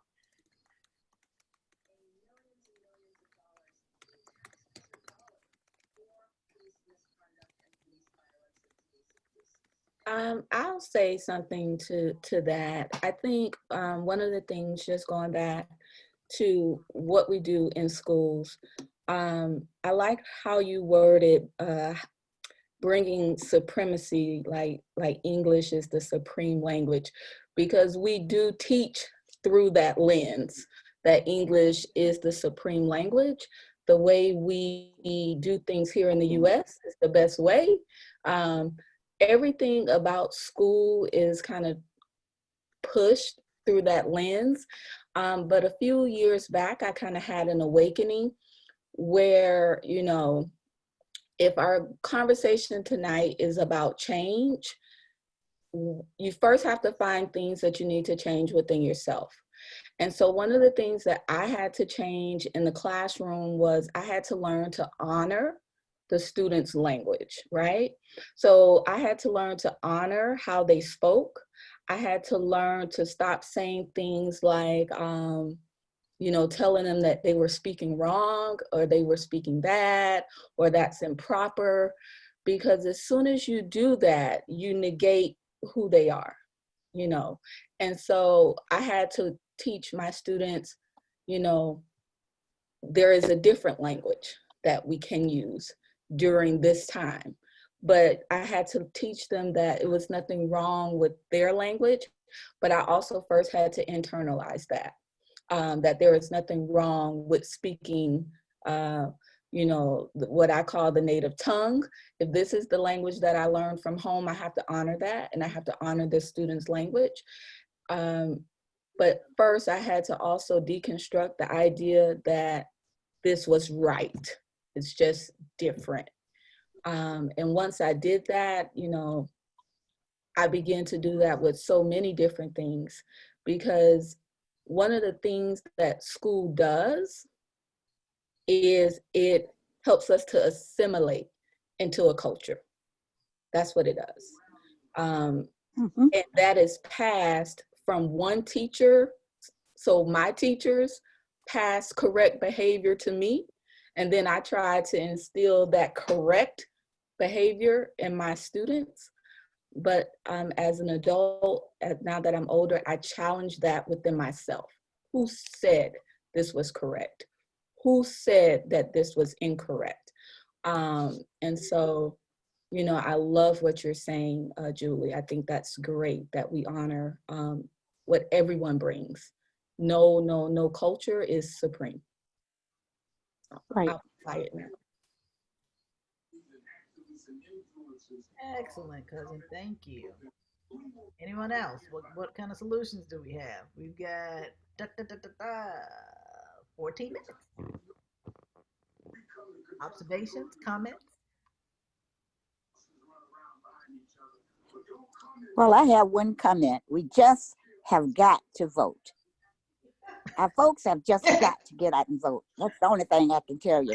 I'm heavily involved in that right now, and there's so much voter apathy, and I'm doing the very best I can. I can't do a dress rehearsal for this, for voting, but we need to do it. Thank you, cuz. Spring George, raised and educated in Detroit City Schools. You have something you want to say? Yes, actually, and my point is as to healing. Not so well. To me, education is everything. As I put in my comment there, we really need to think of that differently. Our education is in schools, in culture, in just our world in general. And in embracing that, I think that the part of what we need to do to address this has to do with healing, because we're all traumatized. We've all got genetic stuff happening in our DNA. We need to understand that. We need to understand where that trauma is coming from. We need to understand that we all need to be healed. The more I look at it, the more I realize, oh my goodness, I've got so much healing to do. It's been a lot. It's been a lot. I did see, I was a witness to my brother being brutalized by the police in the 70s that put him in a wheelchair the rest of his life. I was very young at the time, but I'm really realizing how that has affected me. And there's just so much. Everything that's happening right now, we need to understand how that is traumatizing. We're in a period of not even post-traumatic stress. We've got the trauma happening right now, all of 2020, and we need to know what that's doing to our children and to people in general. Everybody's got it. And I think we need to, that's a good start. We have got to look at healing. We have got to look at healing, but in order to be healed, you have to understand where the injuries are coming from. And it's not just what we've seen in the video feeds. It's so much, and we need to start that discussion. We need to understand, what all is happening. Even when we talk of race, the literacy really is what Dr. I want to say Badejo, Dr. Badejo was sharing, and what Dr. Clyburn was also sharing, that we have to understand where that is coming from. Without an understanding and without healing, we've got no steps to make. We've got no step. We can vote. Yes, we got to vote, but we've got to understand. I believe I'm trying to reach out to my family in Michigan now, because a lot of them are already saying, why bother voting? They're already saying it. And I'm trying to reach out to them and say, but I know where it's coming from. They're traumatized. And so I approach them from the standpoint of knowing that they're hurting. And I'll get off my box now. That's it.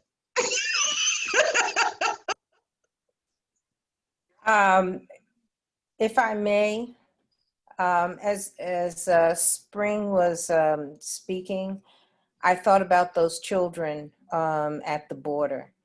I mean, you are absolutely right. This has been a horrific year. And thinking about those children, which I do very, very often, is heartbreaking. I mean, I'm a mother, I'm a grandmother. Children are innocent, and they should not be treated like that. These children are going to have a lifetime of trauma. Their lives are completely traumatized now.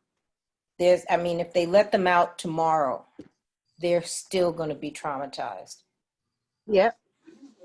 And when we think about the things that we're experiencing within the country, and to think about people who just are trying to flee drought in their own countries, people who are just trying to give their children a chance to survive, for them to be mistreated like that also affects us.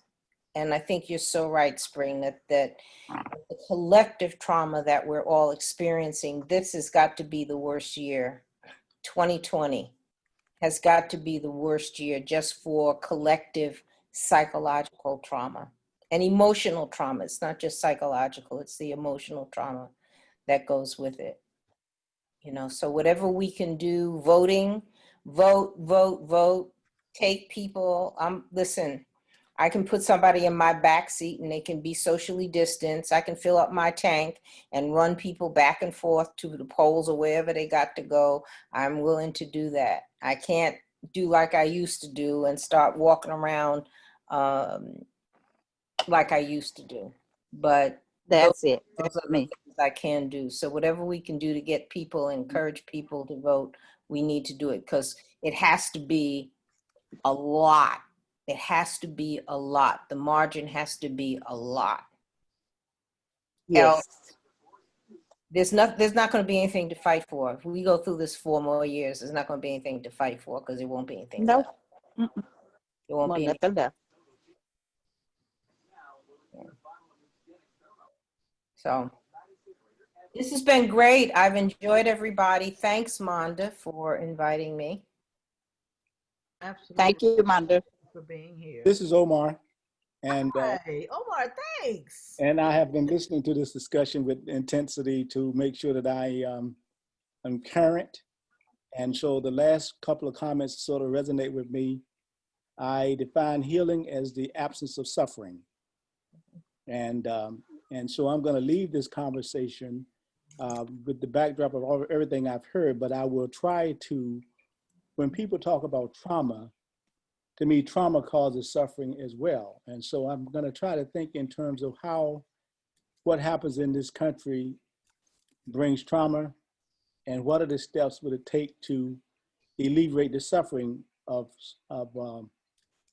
trauma. For the folks who don't vote, I think there's a way to think about healing in terms of how it makes people inactive and taking charge of their own life and the choices that they make going forward. Yes. And so if we can define healing from the trauma that we're experiencing as the absence of suffering, expand the definition of what suffering is so it becomes action things that we work at, then I think we could get at some of the things that are inherent in our natures that can get impacted. I also thought as I listened that there are ways to process both the realities of what we're going through and then have young children understand that this is who you are. I like the part that we talked about in terms of self-identity, but also making a parallel connection, saying you are in this situation where you're taught certain kinds of things. It doesn't change who you are fundamentally, but in order to navigate your way through the system that we live in, you have to develop some tools in order to do that. So maintain your selfhood, but at the same time, maintain some tools, methods that you use to navigate, move through the system that you live in, so that as you navigate, you're not losing yourself and you're not confused about who you are. You're just putting on the tools you have and that are necessary for you to navigate with ease or with more ease. So I'm not sure if I'm being coherent from what your point of view, but I would like, since I've been in production all my life, my title was Director of Exhibits Production, I'm always looking for products to come out of conversations. I'm not comfortable with conversations that don't have action steps, tangible action steps that we can take to move forward. And so my action step from this conversation is to think about suffering and how it plays itself in white psyche. When you say racism affects white people and Black folks, that means that they're suffering as well. We're suffering. Mm-hmm.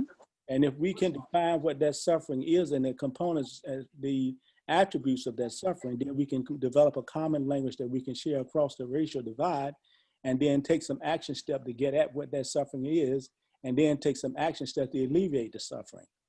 And then when you talk about trying to get people to vote, if people understand that their apathy about voting is related to the suffering brought on by the trauma and their experience of working, living in this country, then they can take an action step. I want to free myself from the trauma. I want to free myself from the suffering. How can I do that? I can do that by eventually voting for, making a choice about who I want to represent me. And let me close by saying, if everybody in this country, if this country voted at 80% of eligible voters, all of the things that we suffer from in terms of political pundits trying to tell us what to do and how to do that would go away. Amen. The only reason why we are in the mess that we are in is because not enough people vote. And those people who do vote are aligned to political parties and they have their own definition of how they work. But if 80% of people voted, we'd have a new paradigm where we could change the way the Democrats work, how the way the Republicans work, because we would then be able to elect in 2 or 3 seasons people that we thought the way we think the country needs to go. Yeah. But as long as we're in the 35 to 40% voting range, that means that people who are well organized and folks who have property usually are more organized than people without property. And so they're going to carry the day.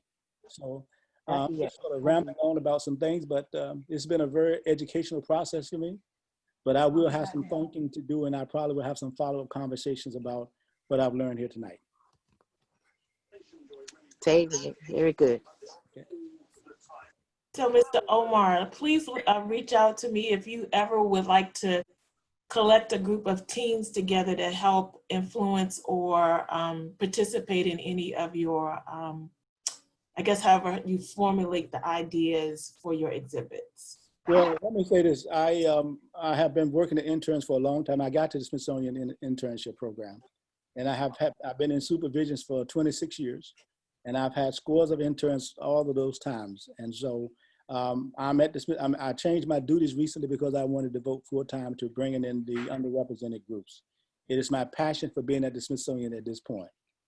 For anybody who's read my bio, Monda, you will look at my bio and you'll see, they asked me to write something for my bio and I took it very lightly. I'm ready to get out of here, what do I care? But as I started writing, I say, this is my opportunity to chronicle some of the things I've worked on.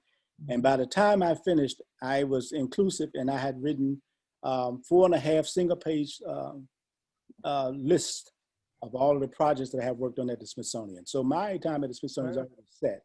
I'm trying to make way for other people. And so I want to bring in some shadowing opportunities for young folks so they can come to the Smithsonian and get a brand of Smithsonian excellence. No matter how this country is going, let me say this because this is vintage Omar. No matter how this country is and no matter what its ills are, people will still have to live a life and be able to afford the life that they live.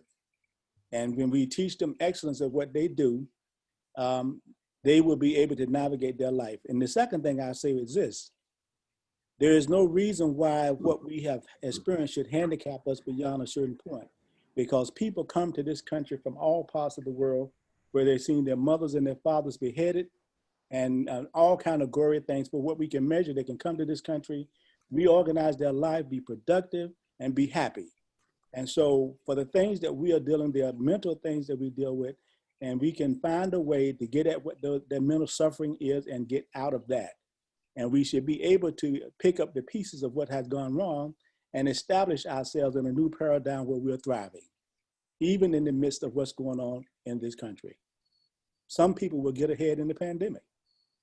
So I've got a whole lot of thoughts about stuff, but I'm so glad I attended this session because it has awakened my awareness and given me something else to think about as I move forward and engage younger people for the future. So thank you very much. Thank you. Well, I guess it sounds like something for us to close on. Linda Staley, you all check the chat because Linda has put some information for the Global Collab.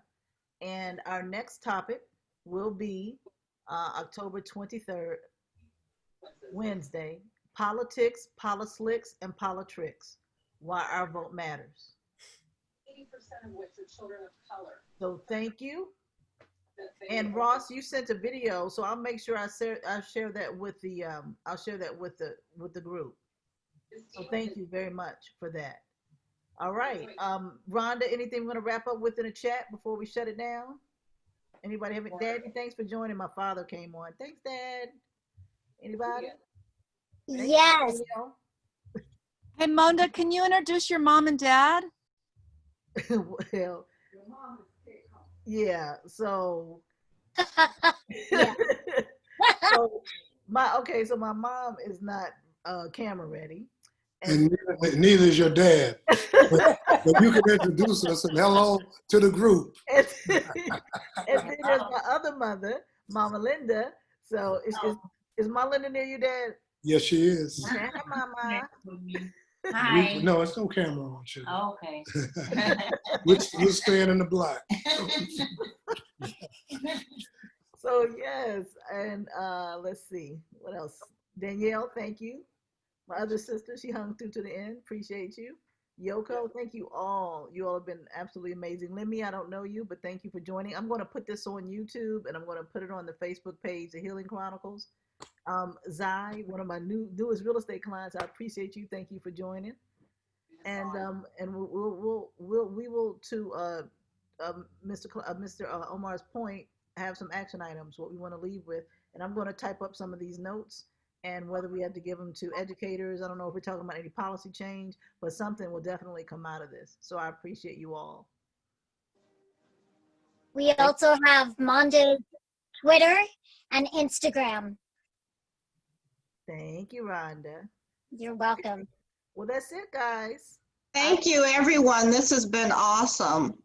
Thanks, everyone. Thank you. Very, very informative. Very good. Very informative. Love the passion.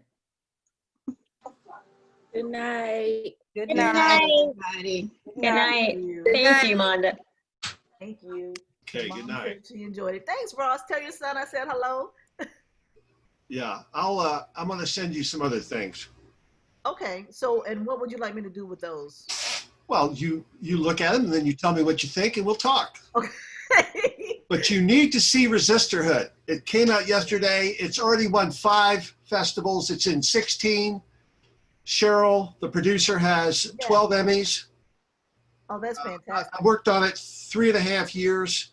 Ah, okay. So you're the DP. Yes, Cheryl, I introduced her to a young lady in Virginia for One Woman, One Vote, and they made it part of that. So I'm happy to take a look at it.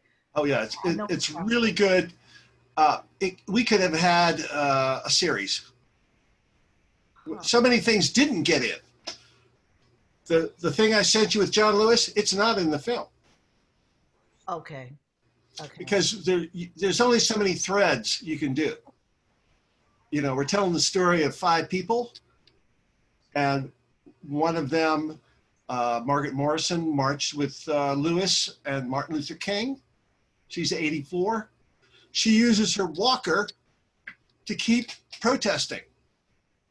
She's fantastic, and you're going to see her story.